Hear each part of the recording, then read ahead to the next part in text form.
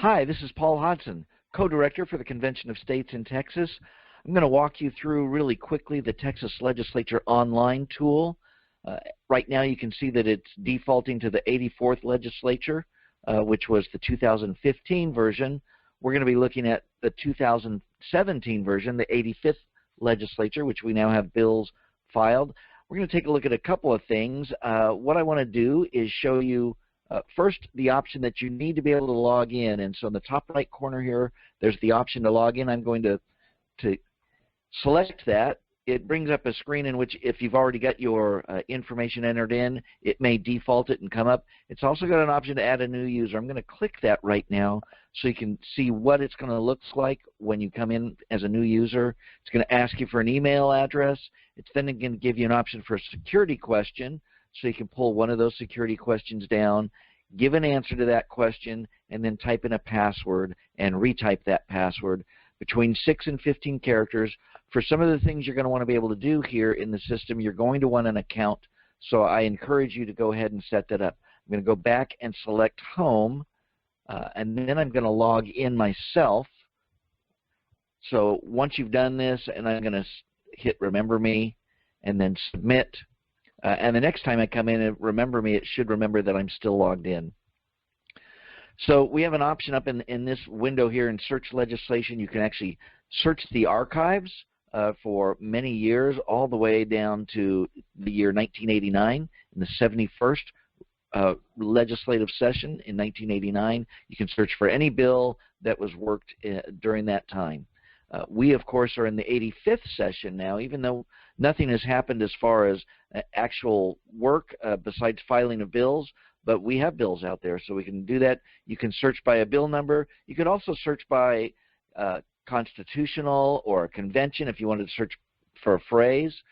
You could also you can search for Article 5 if you wish to. A couple of other options we'll look at. Let's look at our bill right now. I'm going to look at HJR 77 to show you what things will start to show up. So last session, our House bill was HJR 77. I'm going to hit Go on that. It's going to show you all the activity that occurred on HJR 77. This is kind of a great summary page it brings you to, the history page. Tells you when it left committee and the last action it was left pending in committee, and that was the State Affairs Committee in the Senate. Gives you all the authors and co-authors from the House side, and then the sponsors on the Senate side and the co-sponsors. If you want to take a look at the text of the bill, you can see that here. It gives you the option to do it in PDF form, in a Word document, or even just online straight text. Then there's some fiscal notes. If there's any fiscal impact from any bills, those have to be given, some analysis. And then from the committee reports, you can get the full witness list. Those are the people not just who testify, but the people who come and just register to say that they are either in favor or that they are opposed. That whole list is here. That's why we encourage you to come to the Capitol so that you can put your name on this list. Even if you don't come to testify, it's very impactful to have a long list of names there. In fact, let's go ahead and pull one up, the witness list. Let's take a look real quick at what that looks like so you can see it. Takes a moment for that to load, and then we will see the PDF form of the witness list. There were should load here in a moment. It's taking a bit of time. It's going to give you the names of the people who testified. So here's the House Committee report, and here's the people who are for. Look at all these folks who came and either testified or just signed up as a witness, and of course we had a few who signed up against. And then we had, here's all the people who registered for but did not testify, and those who registered and did not testify who were against. So that was great. Look at all the people we had testify. We had several dozen people come and testify in favor of HJR 77 during the last session. What else can you do here? You can take a look at the actions, and here's where it gets fascinating as session goes on. It shows you every bit of activity that happens on the bill. So I scrolled down to the bottom. You can see that we were filed last session on February 3rd. So we were not pre-filed last session. Not until February did we get filed.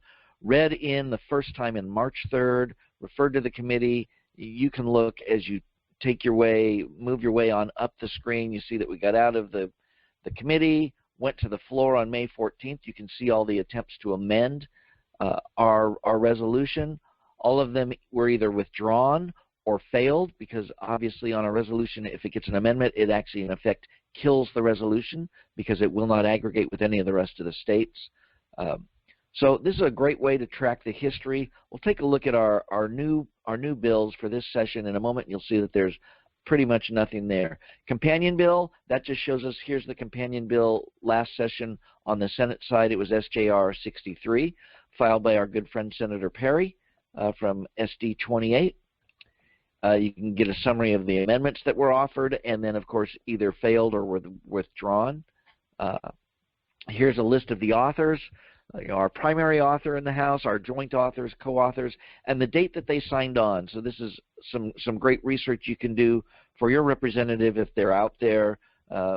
Quick example, my representative, Dwayne Burns, you can see he signed on very early on February 25th of 2015. So that's one of the things I like to encourage. If your representative signed on early, give them some extra support there. When it went over to the Senate, here's the senators who sponsored us.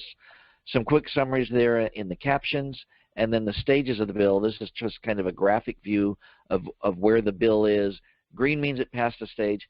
Blue means it has not reached a stage, and red indicates a bill failed to complete a stage. Kind of interesting that they don't show that as red, but rather just as blue, and saying that it really didn't get anywhere any further. That's kind of misleading. Let's go back to the home page. I'm going to look up bill for the 85th session. We're going to look up SJR 2, which is our resolution on the Senate side. Got a nice low number for SJR 2. I hit go, and there it is. It was filed, received by the Secretary of the Senate. Again, you can see the text there, the actions that have been taken. Not a whole lot going on here. So another great thing you can do, and what's a lot of fun, I know this was very exciting last session, you can set yourself up under your account to receive bill and meeting alerts. And what that means is, and I'm going to select it from there, if you saw down on the bottom, kind of the left middle of the screen, when you select that, you can add bills that you want to track. And what will happen is it will add these and send you email notifications, any of that activity. If you remember, we saw the actions and the different stages, the different activities that the bill went through. You'll get an email alert anytime the bill is moving. Any of these bills are moving along one of those stages. It's pretty cool to get an email alert, and it may happen at like 9 o'clock in the morning. Some type of administrative work has been done to put it into the system, and you get an automatic alert sent to you. So as you can see, I've already added SJR 2, which is our resolution in the Senate, HJR 39, which is our resolution on the House side, HB 56, which is our bill in the House, the delegate limitation bill. I've also got a resolution here, HJR 25, and I'm tracking that because it is kind of related to an Article 5 convention. It's actually encouraging ratification of a balanced budget amendment. I'm going to add one more, our Senate Bill 21, and to just show you how you do that. SB 21, and I say any category because I want to know any time there's any movement on it, and it's the COS Delegate Limitation Bill. And that's what we're calling it. We want to try and get our sponsors to call it that as well. So COS Delegate Limitation, and then I would just add the bill by clicking that button over there. It adds it, and it's all good to go. And that means anytime that bill moves, you're going to get an alert. And if you want to see a report of everything that's actually happened on anything you're tracking, you can see that on this Reports button, Bill Alerts Report. And as you can see, the only thing that's happened so far is that bills have been filed. So no other activity to report. You can even export all that to a PDF if you want to look at that. That's it. The Texas Legislature Online. You can go ahead and search around in some of the other things on here. A lot of neat tools that they've provided for you to do research on your bill, on what's going on in committees, all kinds of other things.